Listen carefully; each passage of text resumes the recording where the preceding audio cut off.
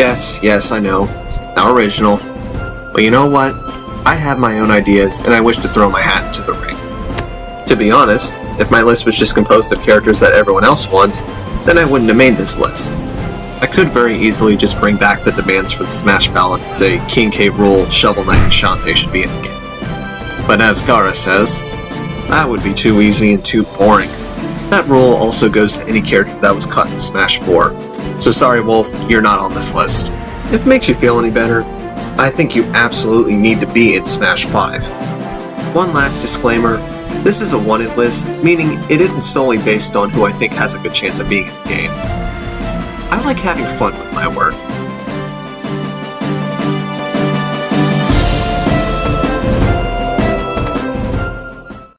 Of course, I mentioned originality, and here I go putting Rex and Pyra on the list.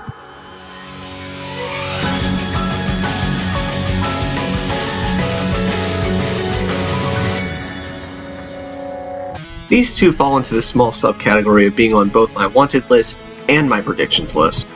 It's also true that these two have been displayed on others' lists as well, but if anything, that's also the reason they aren't any higher. To place highly on this list, a character needs to combine originality with plausibility. While these two are as plausible as it gets, if only others didn't want you guys in the game, still, that plausibility sure is plausible.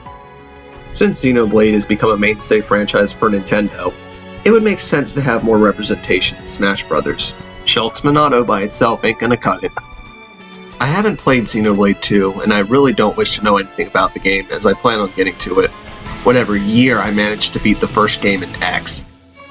I hate to not elaborate on the potential moveset, but accidentally wandering into spoiler territory for any of the Xenoblade games is something I really don't feel like risking, so make this request a DIY.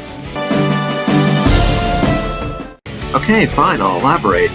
While being a duo, I don't think Rex and Pyra will be anything like the Ice Climbers. Rex can do most of the fighting while Pyra is there as backup. At your command, she can use her own special attacks while Rex is out fighting. You can still knock her out, which limits Rex's attacks, much akin to Rosalina and Luma. However, since Pyra's attacks are probably going to be devastating, she'll have to sit out until Rex loses his stock. There's a reason Rosalina is so hated in Smash.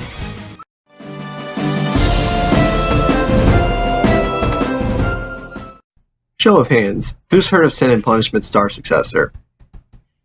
Who here has played it? If you answered no to the latter, I don't blame you, but I pity you.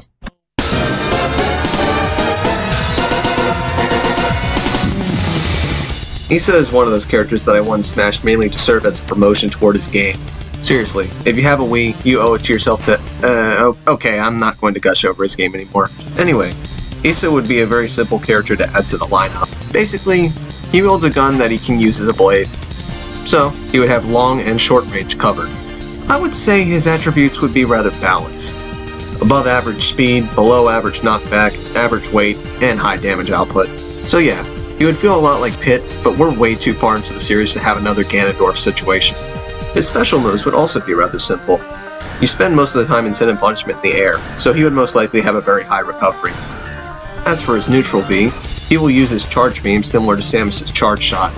However, it should be a matter of time as opposed to charge like it is in his game. His down B could be a parry that reflects projectiles, and he could use his bike as a side B. As for his final smash, it would most likely have to be that suit that he gets in the final level. Yeah, his moveset's easily realized. The question is though, will Sakurai go through with it? Actually, that applies to all the entries on this list, some more so than others.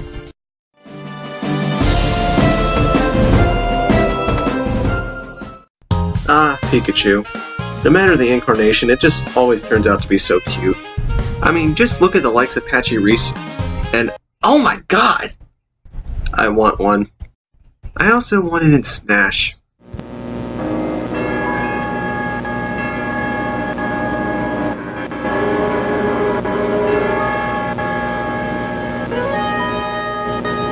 I know Mimikyu is a bit far-fetched, as there are Pokemon in Gen 7 that would be a better fit for Smash, much like Decidueye. And they may end up just making Mimikyu a Pokeball, but I could dream that my favorite Pokemon will be in Smash. Now, as for a moveset, I would facepalm if he was just a Pikachu clone. While Mimikyu wants to be a Pikachu, He must learn to be himself if they were to go through with this idea. It's pretty easy to conjure up normal attacks, as he could just use some punches and kicks from down under. Speaking of which, those hands might make for a good tether. Since Mimikyu uses a disguise, I could see him using that as more of a defensive option. Perhaps a counter, or just a means to avoid all damage. Counter sounds less redundant, but also less obnoxious. Now that I think about it, his move pool and typing would find him a nice mix between Greninja and Jigglypuff. If he took a few of their moves, like Charm and especially Shadow Sneak, I feel that he would fit his purpose and make for a unique combination. I'm not saying make the moves identical, since I'd like to see variation between two Shadow Sneaks. As for properties, Mimikyu would be fast but extremely light, which makes sense given its size, and that I remember another Pikachu incarnation that was the same way. Just please don't make him suck. All I'm saying is that the pieces are there, and that the possibility of this actually happening may not be that slim after all. Also, this Pokemon just needs some lovin'.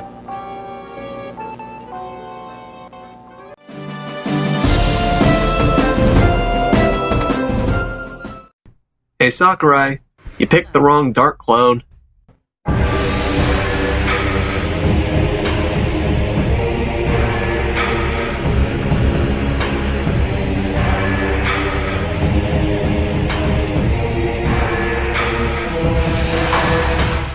I mean, seriously, Metroid needed a new rep, and then you just tossed out any possibilities. Case in point, Ridley. This was also around the time where Metroid was believed to have been dead. Thankfully, with Metroid Prime 4 on the horizon, us Metroid fans no longer have to worry. But in all seriousness, Metroid needs better representation than just Samus with the power suit and Samus without it. Out of all the possible reps they could add, Dark Samus seems to work the best. She's not as vague as Rundus, and she's not too big like Ridley. I know, sad. Now, if her boss fights weren't a clue, she'd be nothing like Samus. Or maybe I just think Samus needs a moveset change. You know, whichever. Okay, maybe she'll be a semi-clone. She could still use basic things like the screw attack as a recovery. Perhaps she'll share some normal attacks with Samus as well. Other than that though, Dark Samus would be original. Some of her moves would include her rapid fire shot, her stealth missile which would act like Sonic's homing attack, and a charge shot which would be more akin to Robin's Thoron. As for a final smash, I would expect either the Metroid Prime or the Aurora unit. And considering that Metroid Prime was the better final boss, let's go with that. I can see how it would be hard to implement a Metroid character besides Samus herself, as she normally fights beings much larger than she is, and normally is alone. But when considering how big Metroid is as a series, it's time we started to think outside the box.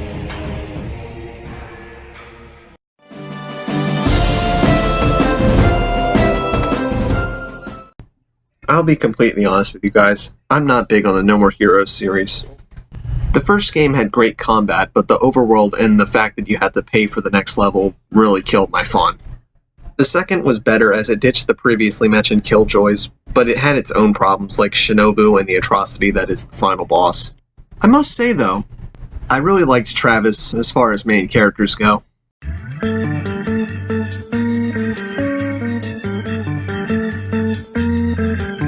With M-rated characters becoming a mainstay in Smash Bros., it's no longer a big deal for a character like Travis to join the lineup. Also, with another No More Heroes game coming on Switch, I feel it's time Travis toned it down a rating. I could already see Travis as a heavyweighted sword fighter similar to Ike. Though, he would have some pretty flashy moves like an explosive wave, and perhaps a counter akin to one of his rage modes. While this idea may be more far-fetched, I could even see Travis switching weapons. This would give him many different varying playstyles that he could switch to at any time. Maybe I just want another Shulk. His throws would be the wrestling moves he initiates on bosses. As for a final smash, there's nothing better than that Tiger transformation. Yeah, Travis nails all the fronts to make a great Smash Bros. Character. It's no wonder Suda51 wanted Travis in Smash Bros. Don't worry man, it's not too late, much like this list. Talk about cutting it close.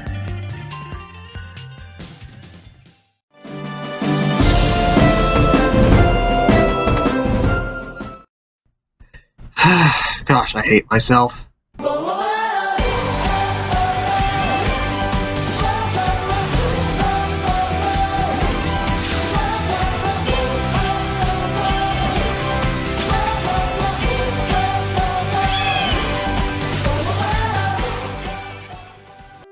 You know what, Rabbid Luigi? I may not be a huge fan of your list under the same name, but I gotta hand it to you and especially Javanel Starrett for originating this idea. Since this is a stupid awesome idea. The moveset would include references to the other Labo kids. Hell, the final smash could be that robot. This feels so much like Mr. Game & Watch, I'm almost convinced that the Labo was just a recreation of the Game & Watch gallery. They have essentially the same amount of gameplay. Okay, the real reason I want Labo Man to smash is because it seems that certain Nintendo Switch games have the product in the game in some sort of way. So smashing people around with the very thing you're holding, unless you're a competitive Smash player who will most likely be using a GameCube controller, would be continuing the trend quite nicely. Either way, it's a great idea that not everyone will be on board with. Hey, don't look at me like that. That pun wasn't even intentional. In hindsight, I wish it was.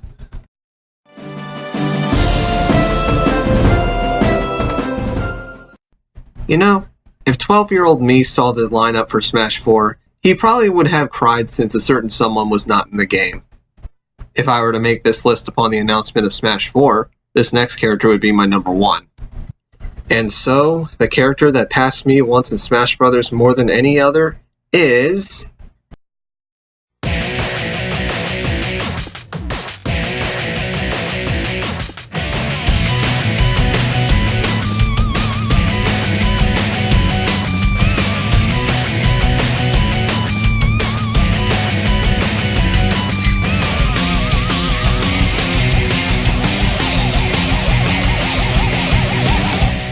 I'll admit, it's hard to vouch for Shadow as there has yet to be a second character from the same third-party series in Smash Bros. However, that does not change the fact that so many Sonic characters would work in Smash Bros. As a matter of fact, this entry was close between Dr. Eggman and Shadow. After thinking about it, Doc makes so much sense to be in Smash Bros. But you know what? I just had to go with my heart on this one. Now, for those who say Shadow will be a clone, you'd be sorta correct. I have visualized Shadow to be sort of like Wolf compared to Fox, having stronger attack power but at the cost of some speed. His special moves would consist of his Chaos powers such as Chaos Spear as a projectile. The Chaos Blast would work similar to Wario's Waff, as in it requires time to charge. The Chaos Control would be a teleporting recovery, as I really don't want another Witch Time. While I was unsure at first what its final smash would be, I think I finally found my answer. At first I was thinking Super Shadow, but then I conjured up something even cooler. Basically, it would be one of those final smashes that requires contact to initiate a cutscene. The cutscene in question has the victims found in a field where they get rained down by the Eclipse Cannon. Maybe I just really missed the Space Colony arc. While this doesn't sound like it would be that hard to implement, considering how popular Shadow is as a character, for better or worse, and that this would be Sonic's third Smash game, it just comes off to me as a no-brainer. So please, Sakurai, fulfill my childhood wish.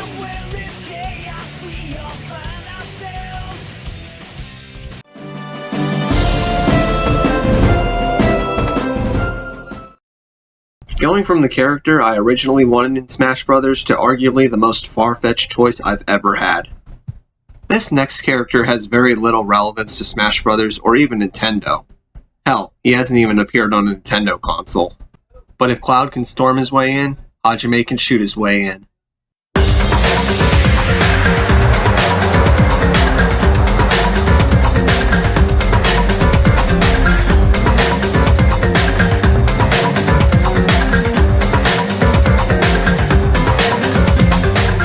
For those who don't know who Hajime is, he is the main character of Danganronpa 2 Goodbye Despair, which is a visual novel about solving cases.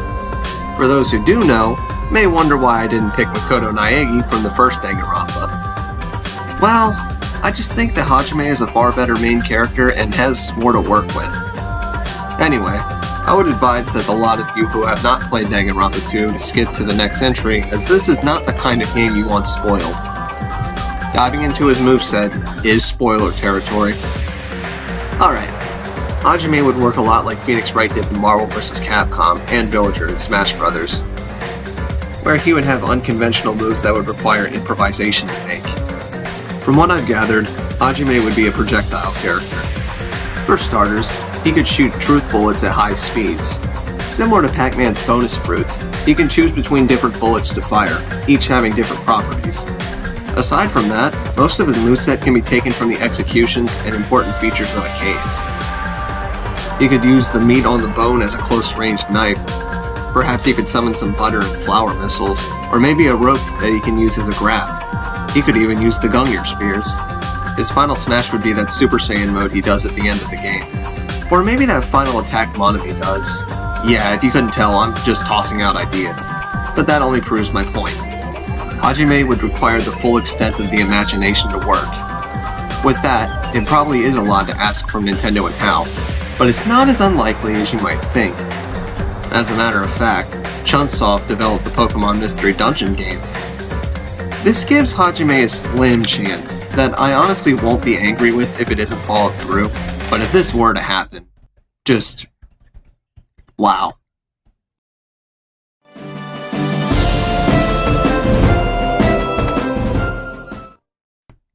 Oh, Fire Emblem. If I could say there's any series I'm addicted to, it's this one. However, I do strongly believe that one or two Fire Emblem characters are going to get cut from the lineup. This way, there will be a balance between the eras. I for one think that Roy should be replaced with Lyn.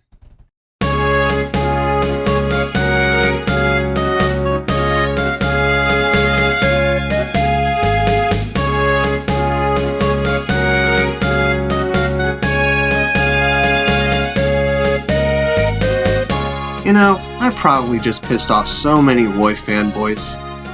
But in all honesty, I think Lyn represents the GBA era better than Roy does. This is mainly due to the fact that she was the first character most of us Western gamers got to use in the series. Not to mention, her popularity is off the charts. She even outranks characters already in Smash. So yeah, if any character deserves a promotion from an assist trophy, it's her. Even though some of the characters on my list are assist trophies already. To those who think she'd be another conventional sword fighter, well, on the surface you'd be right. But she would serve no relation to the other sword fighters, except maybe a counter. Other than that, she would stand out with her speed. In fact, I think she'd have faster running speed than Sonic. If any of you have played Blazing Sword, you wouldn't be surprised I'd say that. Also, when she promotes, she can use bows, which can be incorporated into her moveset, adding a layer of versatility only Robin has. As for the final smash, she should pull out her Soulcalibur for the mother of all critical animations. Out of all the characters on this list, Lyn is the only one where I'd be slightly disappointed if she didn't make it in.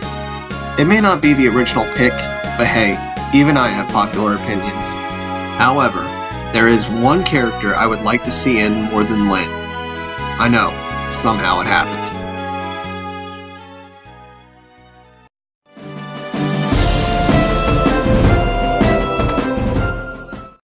For the longest time, I didn't even realize how perfect of an inclusion this character would be. Well, after thinking about it, all the pieces are there for this character to be put in. That character is Sora. Yeah, that would be quite the nightmare for me.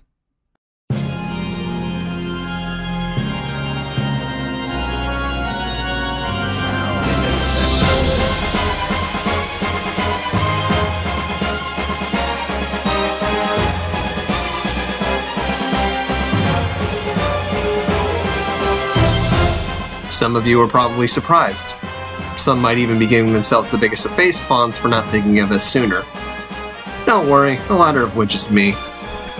Well, Nightmare nails both fronts. He's both original, yet surprisingly plausible. Given that Namco co-developed Smash 4, it's hard to say that they won't be around for seconds. Since Namco publishes Soulcalibur, this would work as a secondary character to Pac-Man. Hey, why not? Capcom did it. Speaking of Ryu, his inclusion plays a big part into why I want Nightmare in Smash Bros. While I personally don't enjoy using him in Smash, he opens up a good floodgate. I know, shocker. That floodgate being other fighting game characters. This was amplified further with the Mii costumes that came along with him. Well, since Soulcalibur is another famous fighting game series, it would make sense to throw in the mascot. Nightmare would also help alleviate a problem with the cast, the very same one King K. Rool would also help alleviate. giving us more heavyweights and villains. So yeah, Nightmare's inclusion has nothing but benefits. As for a moveset, considering Soulcalibur's ring-out system, it won't be hard to tie the two games together. The only hard part is choosing from his large array of moves which to implement. His Final Smash being one such example where it could be either his Critical Finish, Critical Edge, Inferno, or Night Terror. I personally would lean towards Night Terror as he has frickin' lasers, and would be a formidable boss, to say the least. Overall, Nightmare would be killing several birds with one stone with his inclusion. So Sakurai, make this one happen. It just makes too much sense not to happen. Or maybe I just really want Nightmare in Smash. Maybe that'll do the trick. Regardless of who makes it in or not, I'll still be buying Smash for Switch. I am very much looking forward to this next installment, if this countdown was any hint of that. Though, if any of these characters gets in, I wouldn't know what to do with myself. Well, maybe except for Rex and Pyra, because they're basically a shoo-in. Still, I hope you all enjoyed this list. And if you have a difference of opinion or wouldn't mind sharing your own list via comment or video, feel free to do either or. I'm always excited to hear what characters you'd like to see in Smash Bros. Anyway, this is it for me. I'll see you lot next time.